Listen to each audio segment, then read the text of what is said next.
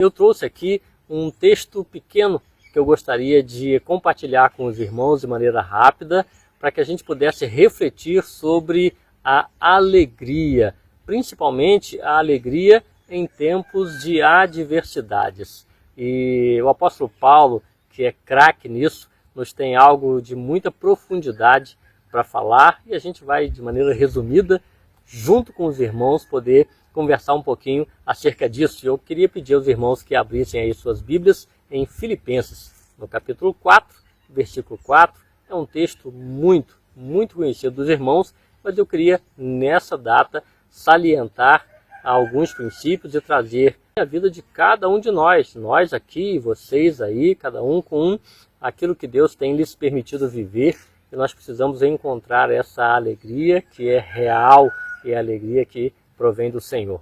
Então, a palavra de Deus nos diz aqui em Filipenses, no capítulo 4, versículo 4, o seguinte: alegrem-se sempre no Senhor. Novamente direi, alegrem-se. Seja a amabilidade de vocês conhecida por todos, perto está o Senhor. Irmãos, o tema dessa mensagem é: a alegria do crente não é regida pelas circunstâncias. Na verdade, todos nós aqui também, e os irmãos, cada um dos irmãos tem vivido aí algumas adversidades. Uns por causa de saúde, ou a falta dela, né, nesse caso, outros por causa de alguma dificuldade financeira, alguma perda de emprego, alguma frustração, alguma decepção causada por pessoas ou por outras questões quaisquer. Eu não sei de fato quais são as suas adversidades, mas eu sei que cada um de nós tem vivido algumas delas. De fato, a palavra de Deus nos garante que nesse mundo nós teríamos aflições, e nós as temos mesmo, e quando nós somos afligidos, principalmente por causa do nome de Jesus Cristo, nós temos aí usufruto de uma alegria um pouco diferente. Mas hoje, o que o apóstolo Paulo está trazendo para nós aqui, como ele traz para a igreja dos Filipenses, né, na cidade de Filipos, é algo muito interessante. A primeira questão que a gente não pode se esquecer, né, talvez você já saiba disso, é bem notório na carta dos Filipenses que Paulo esteja preso. Né? Paulo está preso quando ele fala acerca da alegria para essa igreja que também estava vivendo tribulações. De fato, em 4 capítulos apenas dessa pequena carta, com uma profundidade teológica muito grande, apenas em 4 capítulos, Paulo fala sobre alegria de maneira direta 15 vezes. Em 4 capítulos, 15 vezes. De fato, o tema principal da carta aos Filipenses é a alegria. E como buscar, então, a alegria em meio a tantas adversidades? Como eu disse, Paulo preso podia falar tão claramente acerca da alegria que ele próprio sentia, até mesmo pelas aflições que ele passava por causa de Cristo. E ele conclamava, ele chamava a igreja de Filipos a viver essa mesma alegria olhando para ele e olhando para Cristo, olhando para o exemplo dele, mas diretamente olhando para Cristo por aquilo que Cristo fez por nós na cruz. Mas nesse versículo, eu quero me atentar especificamente nesse versículo, para que a gente não tome tanto tempo assim, algumas coisas interessantes. O primeiro é que a alegria real, e por que eu digo alegria real? A alegria real é aquela que vem do fundo, é aquela que é um estado natural em relação a qualquer coisa. Ela não vem de coisas externas, ela não tem um princípio externo, ela é real, ela é natural àqueles que vivem essa alegria. Só que a alegria real, ela provém de um relacionamento íntimo com Deus. Se nós prestarmos atenção, Paulo disse, alegrem-se sempre no Senhor. É interessante que a gente não deve simplesmente falar que a alegria está em Deus. A alegria não está em Deus. A alegria é estar em Deus. É isso que nós precisamos entender. A alegria do crente é o fato dele estar em Deus. Por isso, Paulo podia estar alegre ainda que ele estivesse acorrentado a soldados. Ele podia estar alegre ainda que tenha sofrido naufrágios, ainda que tenha sido picado por cobra, ainda que tenha sido preso pelos próprios cidadãos da sua própria terra, né? E agora enviado aí a outra terra para sofrer ainda mais. Paulo, mesmo assim, por saber que estava em Deus, vivia uma alegria que o mundo não entende. E nós somos chamados também a viver essa alegria pelo fato de termos um relacionamento íntimo com Deus. E nós sabemos muito bem que esse relacionamento íntimo com Deus, esse relacionamento de intimidade com Deus, provém de Cristo Jesus e da fé que nós vivemos nele, na justiça que nós agora podemos operar pela fé que temos dele, né? Ou naquilo que ele fez por nós na cruz do Calvário. Paulo fala diversas vezes nos chamando a nos alegrarmos naquilo que Deus é para nós e não simplesmente naquilo que Deus faz para nós. Naquilo que ele fez por nós na cruz do Calvário é o que faz com que nós estejamos de fato em Cristo. E isso deve ser a base fundamental da nossa alegria em qualquer circunstância, apesar de qualquer circunstância. Então, a nossa alegria provém de estar no Senhor, de um relacionamento íntimo com Deus. Essa alegria que não vem do mundo, vem de Cristo, vem de estar em Cristo, de fazer parte da família de Cristo. O fato de estar em Deus deve ser a nossa alegria, a real alegria que o crente conduz, apesar de qualquer circunstância que possa nos entristecer.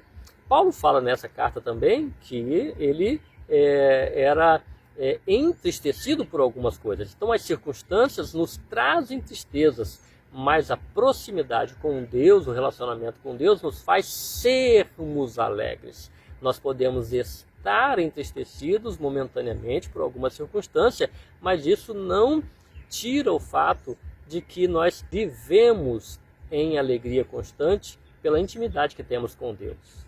Jesus Cristo, que é o nosso único mediador entre Deus e nós, né? Ele morreu na cruz por nossos pecados. Ele nos salvou, ele nos perdoa os pecados. Ele agiu com graça para conosco. E a prova disso é que ele morreu em nosso lugar. Ele deu a sua própria vida.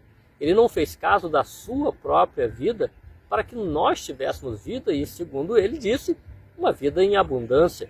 E quando ele diz vida em abundância, ele não está excluindo aqui momentos de tristeza. Pelo contrário, né? Nesse mundo teremos aflições, isso é real. Né? O mundo nos odeia, e quando eu digo o mundo, não é as pessoas em si do mundo, mas a justiça do mundo ou a injustiça do mundo, né? A incredulidade do mundo. Isso faz com que os filhos de Deus sejam odiados e por isso nós sofremos muitas questões, em muitos casos. Como eu disse, somos frustrados até mesmo por parentes próximos, por pessoas que estão conosco em casa. Traga à sua mente o que Cristo Jesus fez por você. Todos nós devemos fazer esse esforço para que em momentos de tribulação nós possamos buscar aquela alegria que provém de estarmos em Deus, de termos um relacionamento íntimo com Deus, de podermos falar com Deus, de podermos chorar com Deus. Eu quero que você traga à memória tudo aquilo que Jesus Cristo fez por você. É nisso que a nossa alegria, e a real alegria, é e deve ser e deve estar baseada sempre. Deus nunca nos frustra. Deus nunca deixa de nos amar. Deus está sempre conosco. Então, podemos partir à segunda parte, que é a alegria real, não é vista no sorriso externo. Algumas pessoas acham que a alegria se mostra pelo mostrar dos dentes, e não é isso. De fato, é muito difícil a gente esconder que no coração da gente a gente se entristeceu por alguma coisa. A questão é que o nosso modo de lidarmos com as pessoas, apesar das circunstâncias, vai mostrar que nós somos pessoas alegres no Senhor. Só Deus pode fazer isso em nós. O segundo pontinho aqui do texto diz: seja a amabilidade de vocês conhecida por todos. A amabilidade aqui significa o modo como nós tratamos as outras pessoas de maneira amável, de maneira que as pessoas olhem para nós e identifiquem qualidades que são de Cristo Jesus e, portanto, levam as pessoas a ter empatia conosco por causa do modo com que nós lidamos com as pessoas, apesar delas virem talvez com pedras, apesar delas virem ao encontro de nós, com alguma ofensa, alguma questão. Somente o crente pode demonstrar amabilidade com alguém, ainda que nós sejamos entristecidos por algum motivo com essa pessoa ou com o mundo em geral. Então, o nosso sorriso não é o que representa a alegria. Embora o sorriso seja algo muito bonito de se ver, né? Às vezes a gente sorri, mas por dentro está entristecido. Isso é normal. Agora, como é que a gente demonstra de fato que estamos alegres no Senhor, essa alegria real? Não destratando ninguém por causa de nenhuma ofensa. Oferecendo de fato a outra face. Estendendo a mão mesmo para aquele que nos dá as costas. Mostrando às pessoas que de fato Cristo habita em nós. E nós copiamos de Cristo os exemplos que Ele nos dá, ao invés de copiarmos do mundo os maus exemplos que Ele nos dá. Que nenhuma ofensa, que nenhum distrato, que nenhuma frustração que pessoas que infelizmente podem nesse sentido estar como inimigas da cruz de Cristo, como Paulo fala no capítulo 3, que nenhuma dessas coisas faça com que você ou nós viremos as costas para ninguém. Que nós sejamos amáveis em todo o tempo, demonstrando a singeleza, a humildade e a pureza de Cristo. Porque lembra, nós estamos nele. A alegria provém de estar em Deus. E a alegria é mostrada pela amabilidade de Deus refletida nas nossas ações e nas nossas reações. O modo como nós reagimos às adversidades do mundo deve demonstrar Cristo para o mundo. E isso mostra a real alegria, ainda que seja com lágrimas, ainda que seja com o rostinho mais fechado em alguns momentos. Paulo não está mandando a gente viver sorrindo. Paulo está mandando vivermos alegres no Senhor e realizando as obras do Senhor em nossas vidas. A terceira parte, e eu quero finalizar com isso, é que a alegria real, ela se fundamenta na presença constante de Jesus. O texto, esse versículo, ele termina com perto está o Senhor. Há duas conotações nesse texto. A primeira conotação é que esse mundo que jaz no maligno, mas nós não jazemos no maligno, nós jazemos no Senhor, nós estamos em Cristo, nós estamos no Senhor. Esse mundo há de passar. Cristo está às portas, Ele está vindo, e isso deve alimentar a nossa alegria. Essa é a primeira questão. Mas a questão mais importante, que é a que eu creio de fato, que é o que Paulo está dizendo aqui, é que Jesus está perto, Ele está ao nosso lado o tempo todo. Na verdade, foi a última promessa de Jesus Cristo, quando Ele estava ascendendo aos céus e falando com os seus discípulos, ali em Mateus 28, no versículo 20, Ele disse: eis que estarei convosco todos os dias até a consumação dos séculos. Isso não é só na pregação do Evangelho, é em todos os momentos, porque nós somos a pregação do Evangelho. A nossa vida redimida é a pregação do Evangelho.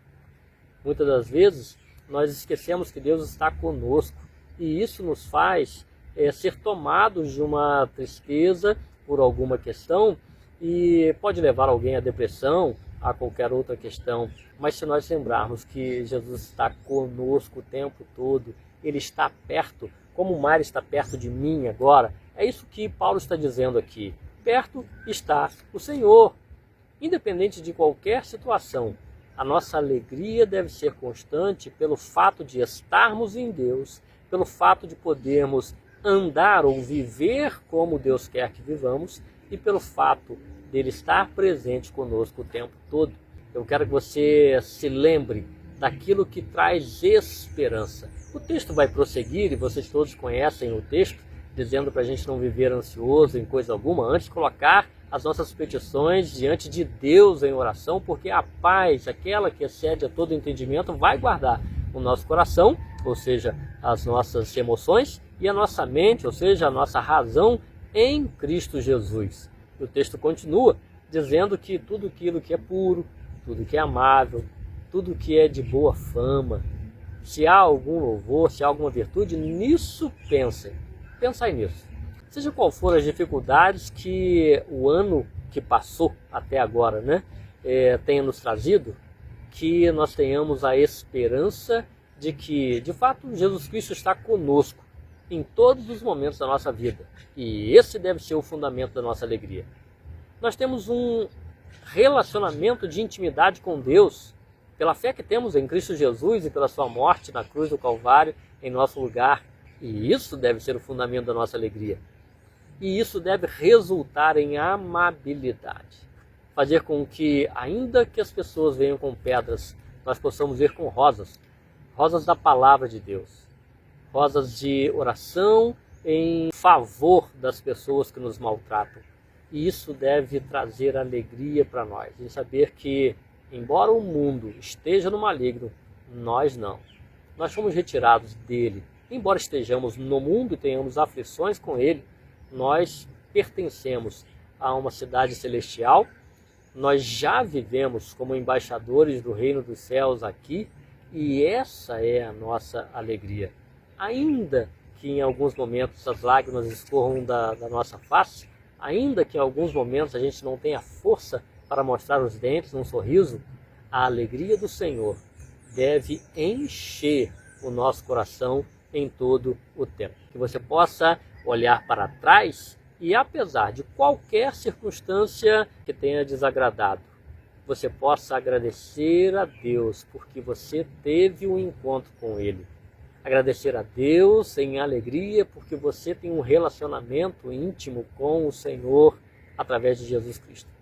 Agradecer a Deus porque Ele está perto de você, próximo, o tempo inteiro. Cristo está com você. E que isso seja um alimento para esse novo ano que se inicia hoje. Que esse ano novo seja cheio de expectativas de viver em conformidade com a palavra de Deus, buscando ser amável em todo o tempo, demonstrando essa alegria que provém do Senhor. O mundo nunca vai entender isso, mas nós nos alegramos em poder ser usados por Deus para manifestar a glória dele em todo o tempo. Que Deus te abençoe.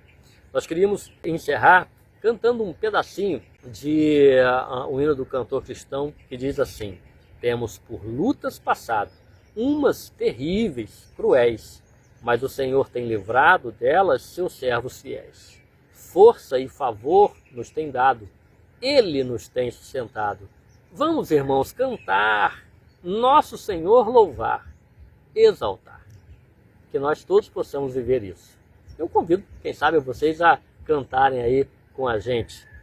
É assim: temos por lutas passado, umas terríveis, cruéis, mas o Senhor tem livrado delas seus servos fiéis. Força e favor nos tem dado, Ele nos tem sustentado. Vamos, irmãos, cantar, nosso Senhor louvar, exaltar.